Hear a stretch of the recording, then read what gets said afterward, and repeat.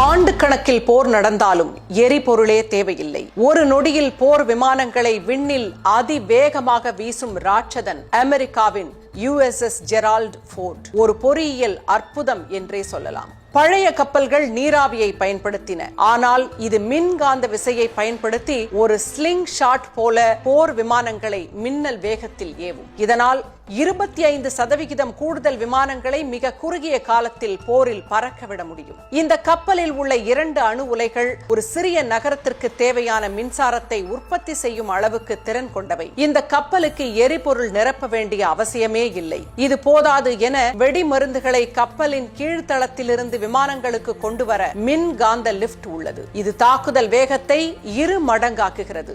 ஒரு கப்பல் போதாது என USS ஆப்ரஹாம் லிங்கன் கப்பலும் மிரட்ட தயாராக இருக்கிறது. 90 போர் விமானங்கள் தயாராக இருக்கும் இந்த கப்பலில் ஒரே நேரத்தில் 600 இலக்குகளை தாக்கலாம். இப்போது ஓமன் கடலில் நிலைநிறுத்தப்பட்டுள்ள இந்த கப்பல் ஈரானுக்கு நேரடி மிரட்டலாக உள்ளது.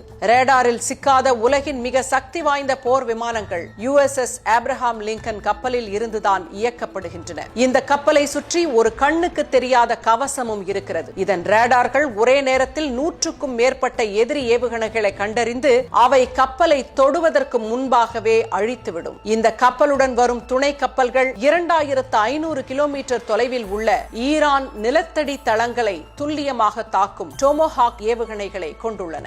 ஈரானின் மர்மமான ஃபட்டா ஏவுகணைகள் மீது இருக்கும் நம்பிக்கையில் எதுவாக இருந்தாலும் கவலை இல்லை என சீறுகிறார் அயத்துல்லா அலி கமேனி. உங்களிடம் என்ன ரேடார் இருந்தால் என்ன, அந்த ரேடார்களை ஏமாற்றி உங்கள் கப்பல்களை அழித்து தண்ணீருக்குள் மூழ்கடிப்பேன் என்று மிரட்டுகிறார் கமேனி. இஸ்ரேலை துளைத்த அதே நெருப்பு ஈட்டி அமெரிக்காவுக்கும் அச்சம் இருக்கிறது. ஃபட்டா 2 ஹைப்பர்சானிக் மிசைல் ஒலியை விட 15 மடங்கு வேகத்தில் செல்லக்கூடியது. அமெரிக்காவின் ஏவுகணை தடுப்பு அமைப்புகள் கணிக்க முடியாத வகையில் இது வான்வெளியில் தனது திசையை மாற்றிக்கொண்டே செல்லும். சமீபத்தில் இஸ்ரேலின் அயன் டோம் கவசத்தையே ஓட்டை போட்ட இந்த ஏவுகணைகள் இப்போது அமெரிக்க கப்பல்களை நோக்கி திரும்பியுள்ளன. எங்கள் ஏவுகணைகள் உங்கள் கப்பல்களை மூழ்கடிக்கும் சவப்பெட்டிகள் என்று ஈரான் பகிரங்கமாக எச்சரிக்கிறது. அமெரிக்காவும் ஈரானும் கொதி நிலையில் இருக்க வளைகுடா பகுதியில் இருக்கும் அமெரிக்காவின் நட்பு நாடுகள் கதவை மூடிவிட்டன. சவுதி அரேபியாவும் ஐக்கிய அரபு அமீரகமும் தங்கள் வான்வெளியை பயன்படுத்த அமெரிக்காவை அனுமதிக்கவில்லை. இந்த நிலையில் 2 நாடுகளில் வலுவாக இருப்பது யார்? போர் மேகம் வளைகுடா நாடுகளை அச்சத்தில் ஆழ்த்தியுள்ளது. அமெரிக்கா தனது கப்பல்களை ஈரான் எல்லைக்கு வெளியே உள்ள சர்வதேச கடல் பகுதியில் நிறுத்தியுள்ளது. ஈரானின் டெரிட்டோரியல் வாட்டர்ஸ் எனப்படும் 12 மைல் எல்லைக்குள் அமெரிக்கா நுழைந்தால் ஈரான் அதை தன் மீதான போராக அறிவித்து கப்பல்களை தாக்க தொடங்கும். அமெரிக்கா ஈரானின் நீர் எல்லைக்குள் நுழையாமல் இருக்க இதுவே முக்கிய காரணம்.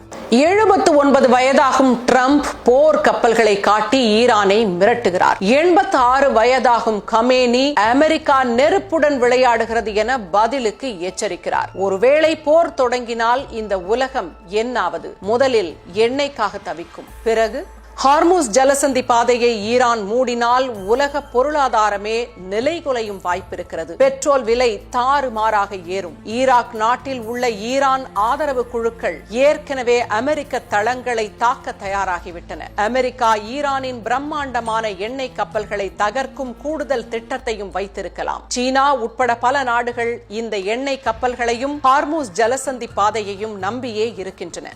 அமெரிக்காவின் மிதக்கும் கோட்டைகளா ஈரானின் மின்னல் வேக ஏவுகணைகளா? யார் உண்மையிலேயே பலம் பொருந்தியவர்கள்? அமெரிக்காவை பார்த்து ஈரான் பயப்படாமல் இருக்க ஒரு முக்கிய காரணம் இருக்கிறது. ஈரானில் ரகசிய நிலத்தடி ஏவுகணை நகரங்கள் இருக்கின்றன. இதில் பல ரகசியங்கள் ஒளிந்திருக்கின்றன. உலகையே ஆட்டி வைக்கும் அமெரிக்காவுக்கு சில நாடுகள் மட்டும் சிம்ம சொப்பனமாக இருக்கின்றன. ஈரானில் அப்படி என்ன ரகசியம் ஒளிந்திருக்கிறது? இன்னொரு நாள் பார்க்கலாம்.